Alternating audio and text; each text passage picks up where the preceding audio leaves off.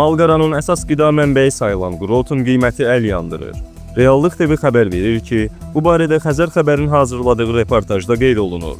Bildirilib ki, məhsuldarlıq ötən illərlə müqayisədə yüksəkdir. Tovuzdakı satış məntəqələrində satıcılar nisbətən ucuzlaşmanın olduğunu, alıcılar isə bunun əksini deyirlər. Qeyd olunub ki, Şəki və İsmayıllıda ot qiymətləri 4-6 manat arasında dəyişir. Təsərrüfat sahibləri deyirlər ki, hazırki qiymətlər qış aylarında olanlarla eynidir. Hazırda ot bazarında qiymətlər 2 manatdan başlayır. Daha faydalı yem hesab edilən yonca və vələmirin bir bağlaması isə 4-5 manatdan yuxarıdır, deyə reportajda qeyd olunur. İqtisadçı Xalid Kərimli deyir ki, xərclərin artması yekunda ət qiymətlərinə də təsir edir. O bildirib ki, ətin qiymətinin yenidən artması qaçınılmazdır. Preslə maraqlanmışdım, ikinci çalımdır. 3 yarımdır, fəhlə pulu da var, indi üyütdürmək də var. İri mala sərf eləmir.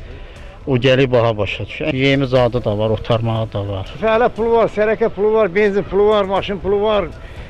Yəni satan qalıb belə, alan qalıb belə, ham sahədə çürüyüb gedir.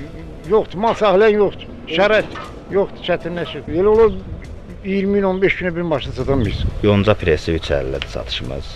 Çalış qarışığı 3-dür. Sahədə ucuzluqdur lakin. Ot bol idi, prosto yağışlar imkan vermədi, biçənlər çox yerdə qaldı, qaraldı.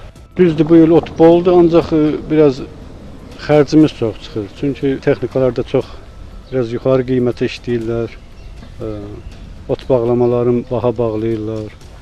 Ot daşıma prosesi də bizə biraz baha başa gəlir. Hər şeyi pulla eləyəndə artıq o heyvan saxlamaq bizə sərf eləmir. Əkin sahəsinin otu 2 manat 50 qəpikdən. İndi biraz biçənə otları baha olur, 3.50-dən olur. Amma belə yəni otumuz boldur. Kütlə var da görürsünüz ki, hələ də ot var. Yaz da olsa, qış da olsa eyni demələr qiymətdir. Vələmir məsələn 4 manata, təbii ot məsələn 3-ə, o birisləri 5-ə, 6-ya yonca otu. Özümə sahənin özündə biçilib bağlanmaqdır.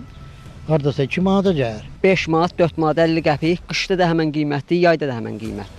Heyvanı böyütmə prosesi sırf onun yemləməsi ilə əlaqədardır. Ümumiyyətlə, ümumi xərclərin təqribən 45-50%-i yemlə əlaqədardır. Ot bağlamalarının daha çox tələb olması heyvandarlıq sahəsindəki xərcləri də artırır və qiymətə birbaşa təsir göstərir. Ot bağlamalardan asılılığın artması və ot bağlamalarında bahalaşması heyvandarlıqda xərcləri artırır. Xərcləri artması qiymətlərin artmasına gətirib çıxarır və həm də xərclərin artması bu sahə ilə məşğul olan imkansız ev təsərrüfatlarının sıradan çıxmasına, bu sahə ilə məşğul olmamasına gətirib çıxarır. Ekspert onu da bildirib ki, ətin qiymətinin yenidən artması da qaçılmazdır. Qeyd edək ki, hazırda mal ətinin 1 kiloqramı 14-16 manat, qoyun əti isə 18-22 manat aralığında dəyişir.